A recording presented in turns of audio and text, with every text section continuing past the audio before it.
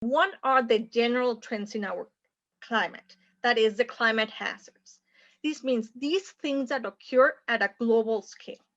We have seen increasing temperatures, changing precipitation patterns, rising sea levels, and these again at a global scale. However, it reflects at a regional and a local level in different ways. And these local and regional impacts have impacts, especially in different communities. So we could think, for example, that the increasing temperatures have a relation with heat waves. And that might have also something to do with the drought in some areas. But if we think about these impacts to humans, we're assuming that all humans uh, experience these risks equally. And we know that that's not the case. For example, in the case of heat waves here, seniors, people with disabilities, I could say even people that work in outdoors, for example, agricultural workers, and people with chronic illnesses may be more sensitive to heat waves, right?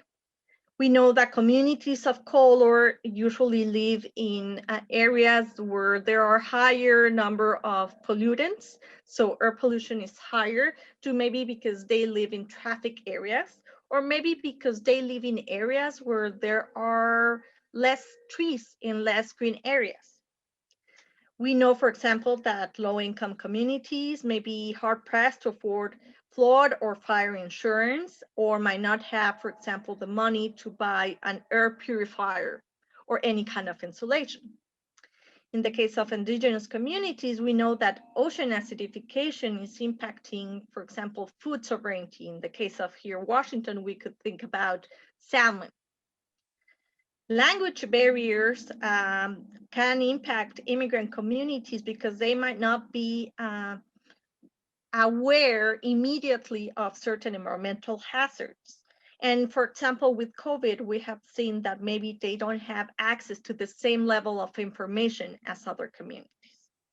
Or in the case of agricultural workers, we could think about pesticides that also increase that risk. So what I tried to do in those past slides was talking about something really important. There's a element of exposure. So exposure is where people live, play, work, and learn. So we have to think this as a geographic component, right? And I'm not just looking into the ecosystem, maybe if someone lives in tropical areas versus if someone lives more in climate temperate areas. Here it's also about knowing where we live, in what kind of structures we live. So that includes the natural and built environments. If someone lives in rural versus an urban area. Then we have a level of vulnerability. And the level of vulnerability has two components.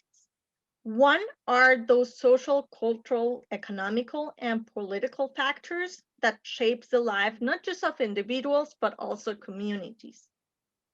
And in these kind of factors are also related into the capacity that these communities, for example, have to adapt to any climate hazard.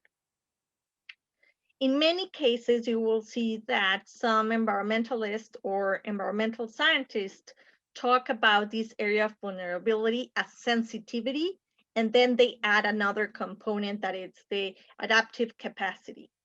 In this case, this is a model that was created by University of Washington together with Front and Centered, recognizing that we cannot really separate these areas. And therefore, we're talking just about exposure plus vulnerability.